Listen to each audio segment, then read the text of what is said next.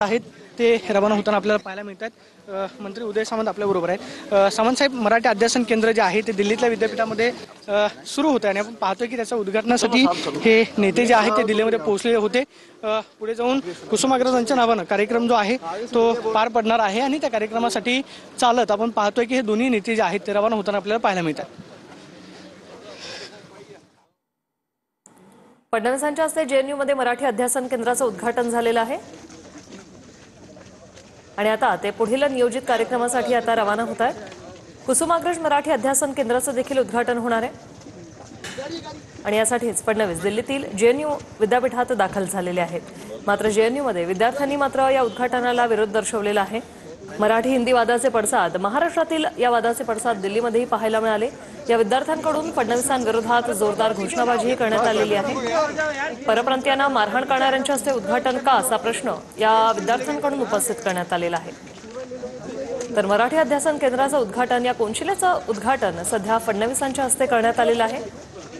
तर जेएनयू मध्ये कुसुमाग्रज मराठी अध्यासन केंद्र आणि मराठीसह छत्रपती शिवाजी महाराज अध्यासन केंद्र देखील याचं उद्घाटन मुख्यमंत्री देवेंद्र फडणवीस यांच्या हस्ते झाले। उद्घाटन होते असं नुसतंच भूमिपूजन झालं आहे। डॉक्टर गोपचडेही आहे, उदय सामंत आहे, देवेंद्र फडणवीस देखील आहे आणि या सगळ्याच्या जर बघितलं आपण तर निश्चितपणे अतिशय मराठी जो विषय आहे आणि त्यासाठी अतिशय शिंदे हे ज्यावेळी मुख्यमंत्री होते त्यावेळेस 10 कोटी नंतर मी प्रतिक्रिया देईन अशी प्रतिक्रिया या ठिकाणी देवेंद्र फडणवीसांनी दिलेली आहे आणि कार्यक्रमाच्या ठिकाणी देवेंद्र फडणवीस हे पोहोचले आहेत। मात्र दुसऱ्या बाजूला आपण पाहतोय की या ठिकाणी प्रोटेस्ट जो आहे तो सुरू होता आणि त्याच ठिकाणाहून देवेंद्र जे आहेत आपण पाहतोय की या ठिकाणी कार्यक्रमाच्या ठिकाणी जात आहेत।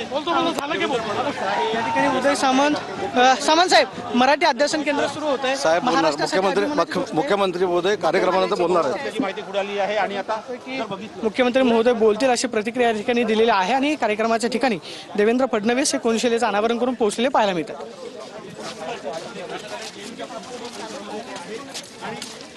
ज्या ठिकाणी विद्यार्थ्यांकडून निदर्शनं सुरू आहेत त्याच ठिकाणाहून मुख्यमंत्री देवेंद्र फडणवीस हे जात आहेत। विद्यार्थ्यांकडून जोरदार घोषणाबाजी देखील होते।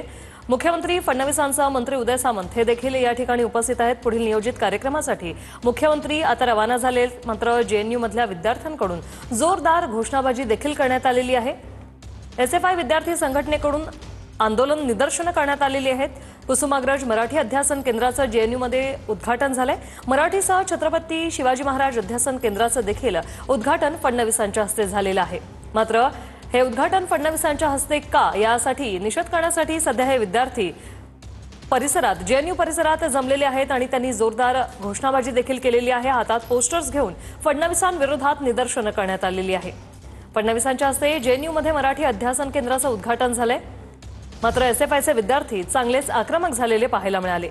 मोठा पोलिसांचा बंदोबस्त देखील या ठिकाणी आहे। पुढील नियोजित कार्यक्रमासाठी सध्या फडणवीस रवाना झालेले आहेत। दोन्ही अध्यासन केंद्रांचं उद्घाटन फडणवीसांच्या हस्ते झालेलं आहे। खरं तर ही खूप मोठी गोष्ट आहे। जेएनयू मध्ये मराठी अध्यासन केंद्राचं उद्घाटन झालेलं आहे।